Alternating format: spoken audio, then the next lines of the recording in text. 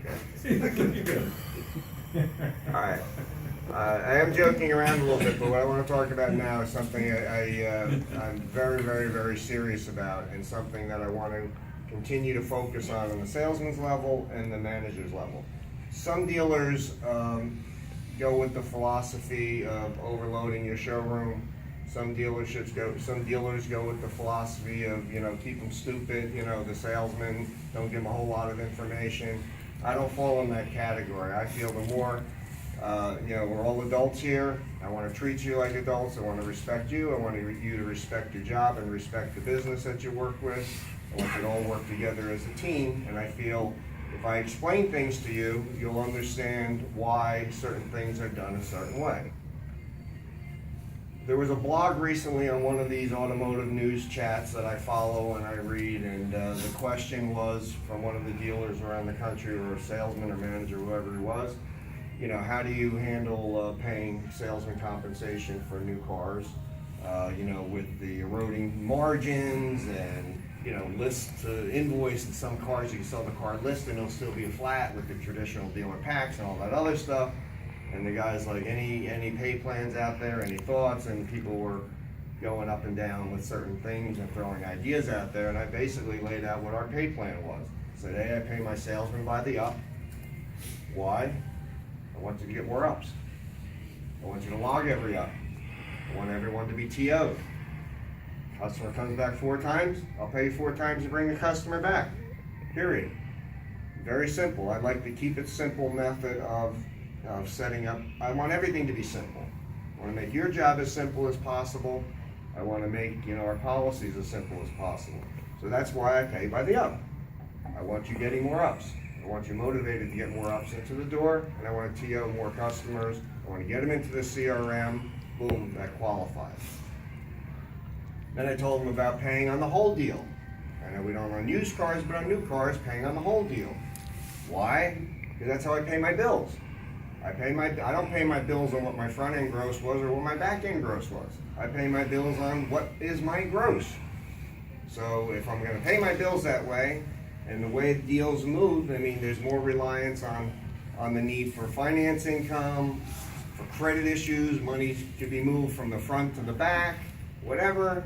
So whatever I make, that's what I want to share at whatever percentage works out for the dealership. So I told them I laid out there what our percentage was. I told them actually that you have an opportunity, depending on unit plateaus, to even earn up to, I even said 5%, but I actually think it's more than that you could earn up to with the certain 5 at 18 cars. Okay, so you could earn an additional 5 or 7% on top of that. Blew up. That is by far the best pay plan I've ever seen. That is ingenious. That is this. That is that. How the F can you afford it? To be honest with you, where does the money come from? And obviously there's some factory monies that you guys don't get paid on and all that. But the bottom line is, it's a hell of a pay plan. Okay. So dealer world is there's 3 categories that.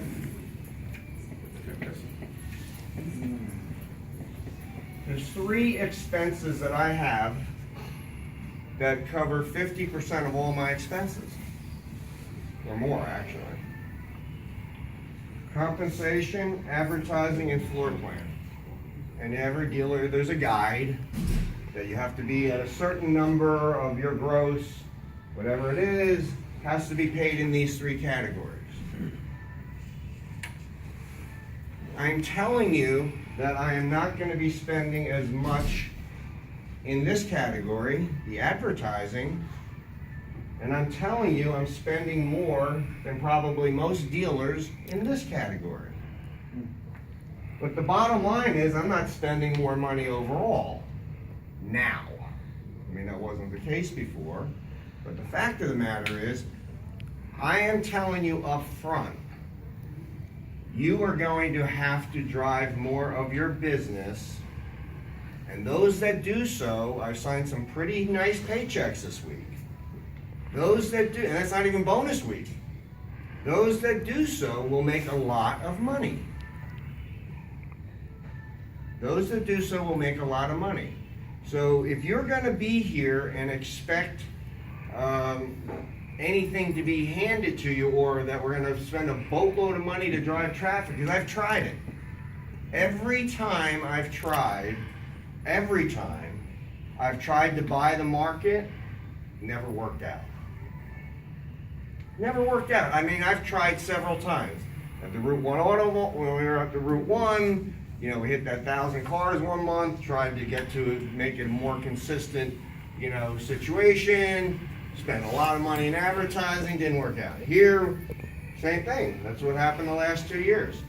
You know, so tried to spend a lot of money, blah, blah, blah, on advertising, didn't work out. There was another one of these blog conversations about what's your best return on investment, training or advertising, marketing or training. And I'm like, I think the best return on investment is training you to market. To me, that's the best return of investment I'm gonna get, because it's both. So you better get this message loud and clear that, I'll be honest with you, if we weren't performing at the level we're performing with units and gross, I would have to actually cut back on the pay plan. I originally had intentions, we had conversations in the wintertime that I was gonna have to dial it back a little bit. And I haven't, because it's working out for me. But it's because it's units and gross. Not just units, not just gross. Units and gross are what makes the world go round. And CSI. So I made the conscious decision to build my business this way.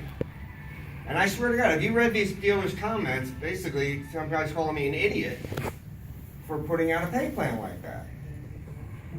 All I can tell you is right now we're up 40%. Right now it's working for me, and it seems to be working for a lot of you guys too.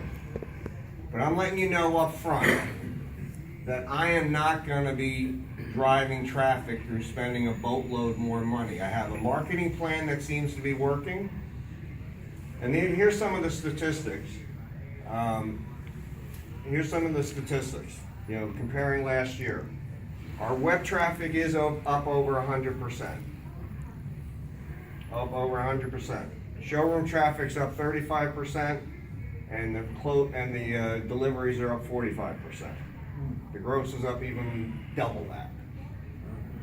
So the fact of the matter is, it's working. But nothing. This is, like I said. Now we're on unit 1 again. You know, that's the problem with this business, is you got to start all over again. Knocked the crap out of it last month. Boom. What are you at? You got 1, you got 4, you got 3. That's the problem. I mean, that's the emotional problem of the business, that you always start the track at the beginning again. But the fact of the matter is, you know, we've gone 3 months in a row with similar successes. And actually, the web traffic the first month, you know, like you said, I'm comparing from February to April last year, this year, because that's when we really started changing things, was up 87%. Then it went up to 110%, and I was like, you know, I don't know, you know, where it's going to end up. Last month, April versus April, the web traffic was up 150%. And almost 4,000, over 4,000 visitors to the salesman's personal website. I mean, that's huge. That's huge. So, and I didn't spend a dime more. That's the best part about it for me. I didn't spend a dime more. All right. So what does that mean? What does that mean to you? Besides, like I talked about, the pay plan.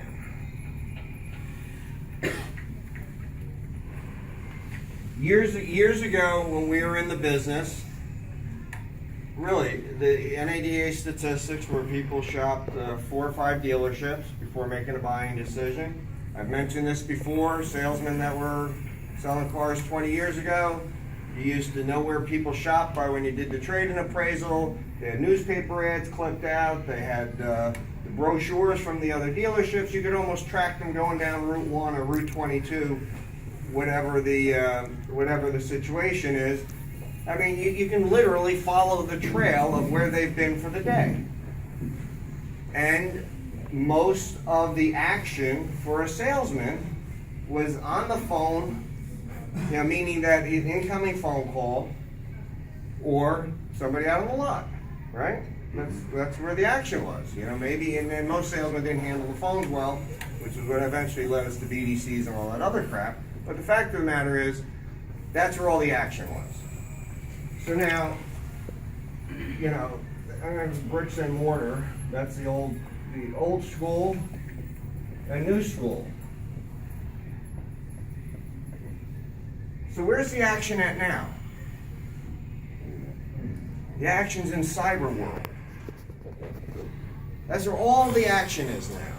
People aren't shopping 4 to 5 dealerships, and there's probably more. It's 1.2 to 1.5 dealerships people are shopping before they make a buying decision. So where years ago, when guys used to say I have a 50% closing rate, that drinking game bullshit used to come up into my head. Bullshit, call you out on that one, because there was no way, it was impossible. But today, you should have a 50% closing rate.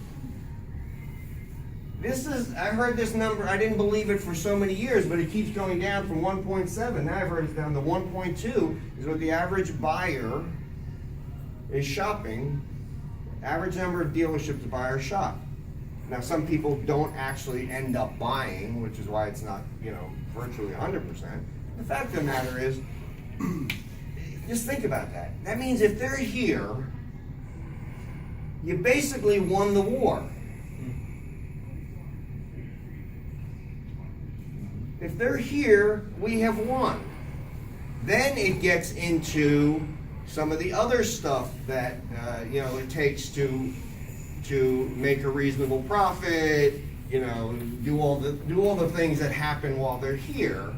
But you got to mentally know that when they are here, you have won 50% of the battle.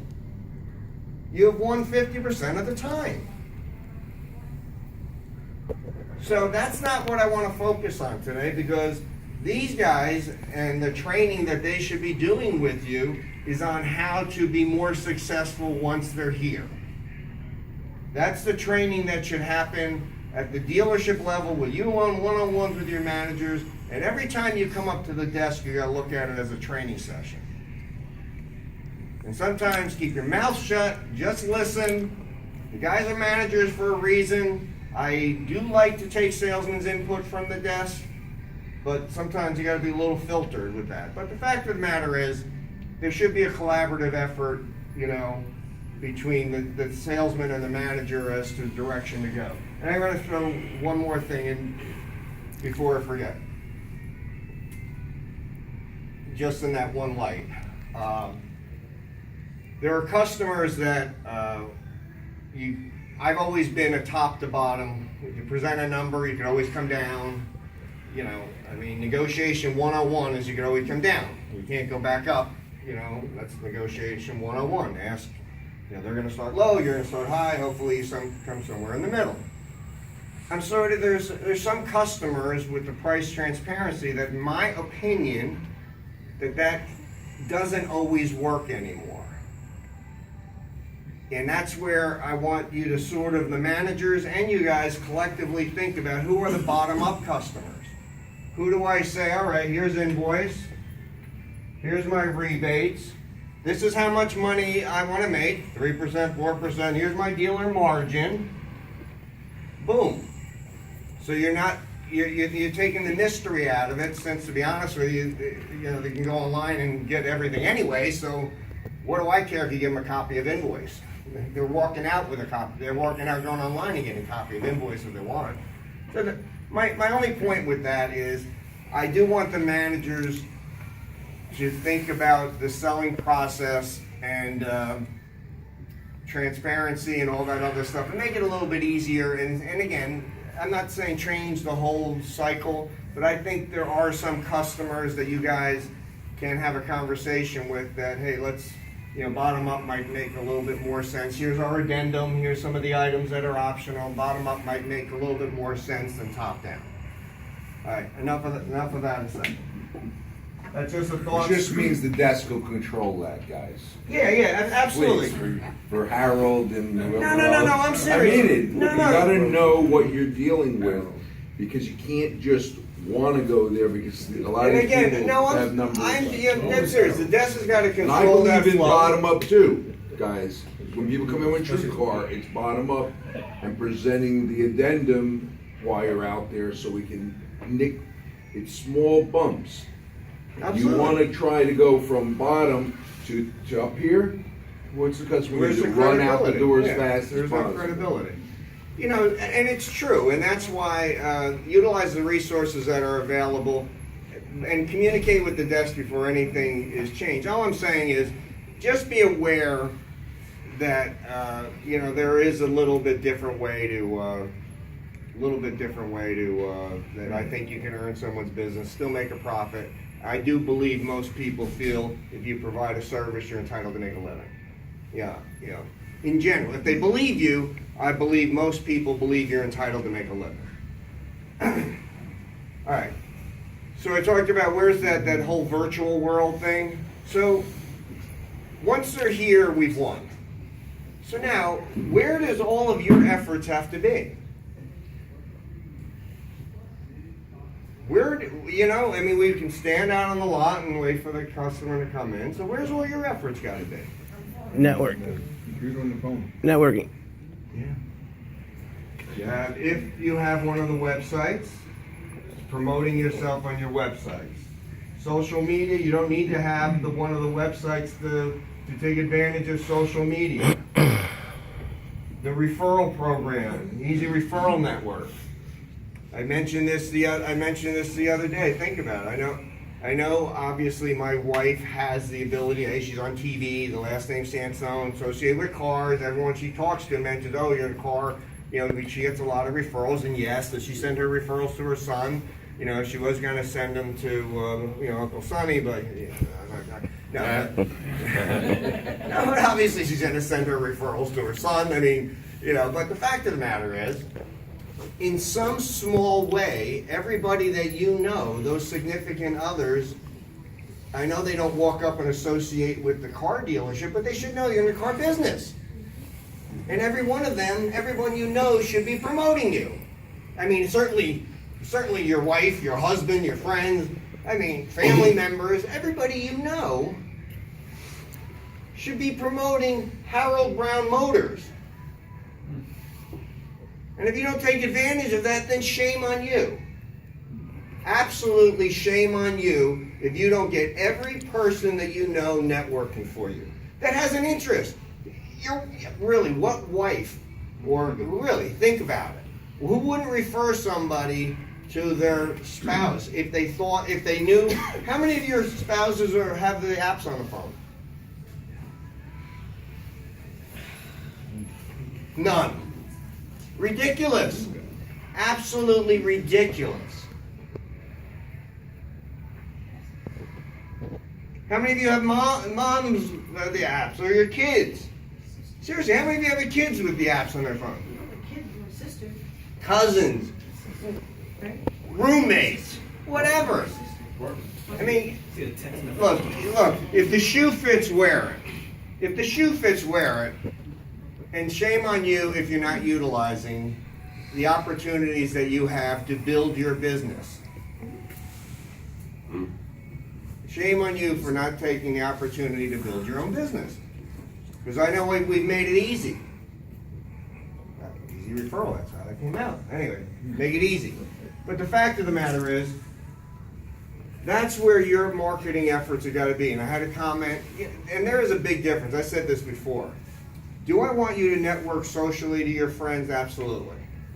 Do I want you spending all your day on Facebook? Absolutely not.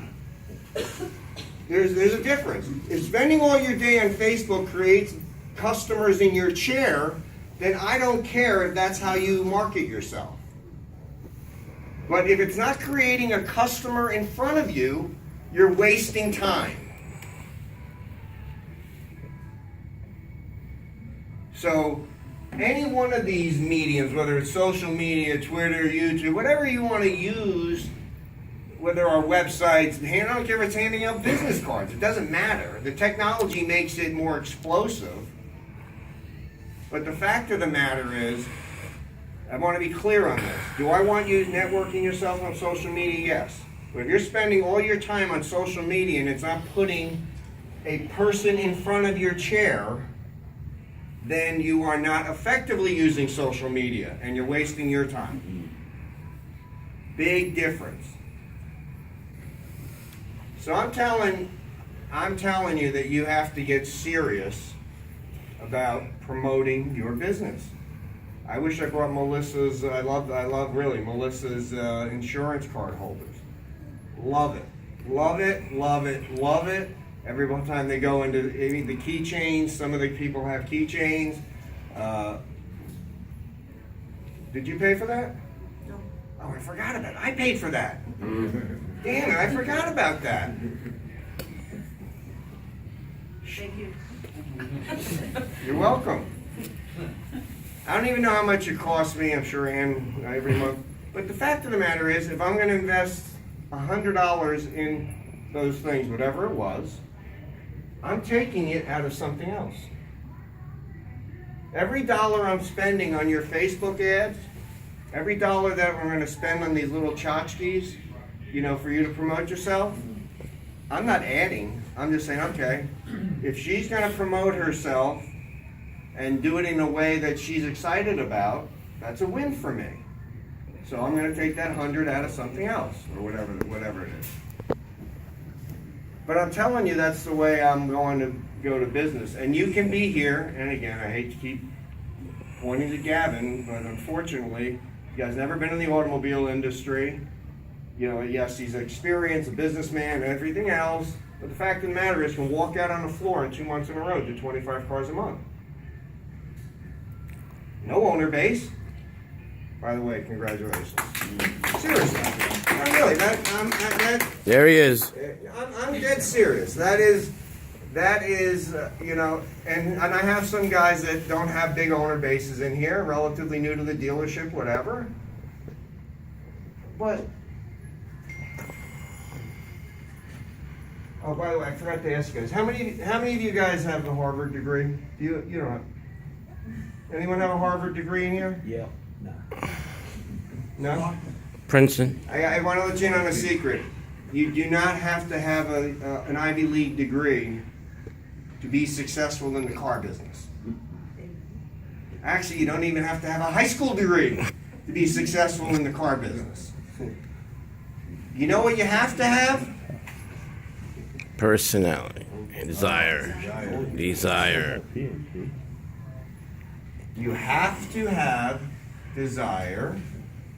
And I keep saying you have to have nice, basically being personality and somebody that truly cares. But you don't need that. So that MBA you were going to go for, Melissa, don't go for it. You're not going to get your money out of it. It won't help you sell any more cars. But this is what you do have to have. That's what you do have to have. So, let's see. I'm just going to mark it. I think you did what, 18 cars last month? Congratulations, 18 cars. Very good, Mark.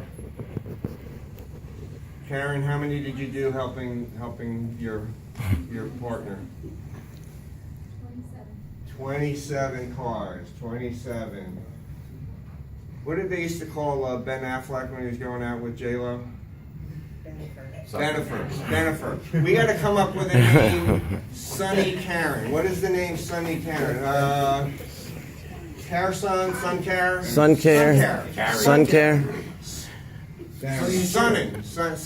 We got to come up with Sunny. Share.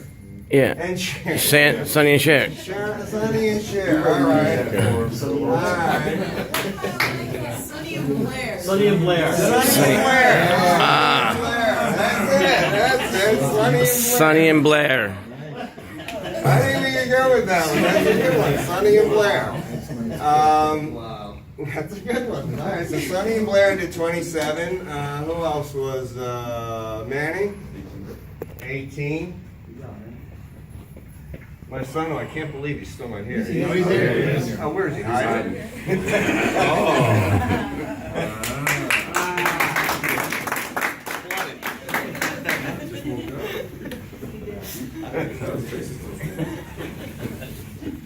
You are definitely buying lunch today. And it's for all the pizzas.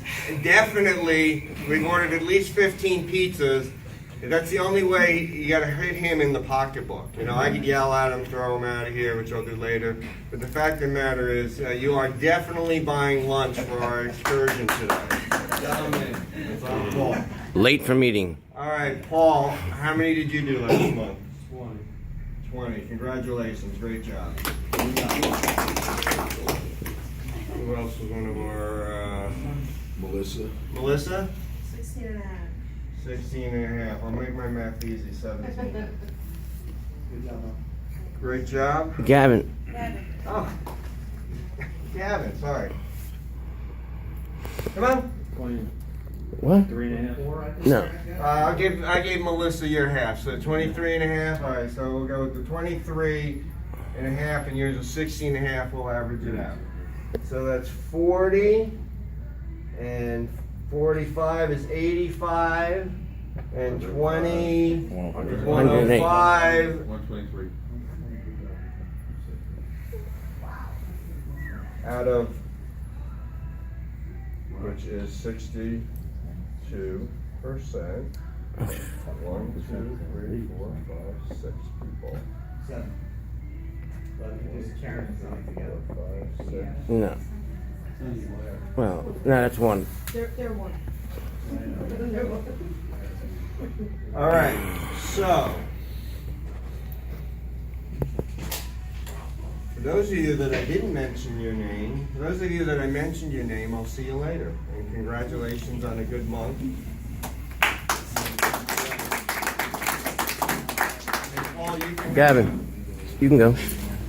You can leave.